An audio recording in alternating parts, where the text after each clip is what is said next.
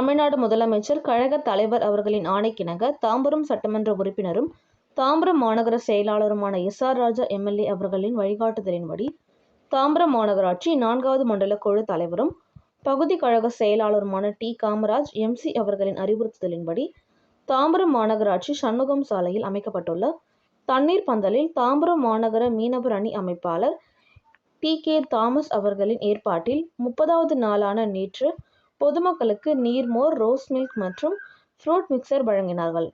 இந்த நிகழ்ச்சியில் கழக தோழர்கள் பலர் கலந்து கொண்டு சிறப்பித்தனர்.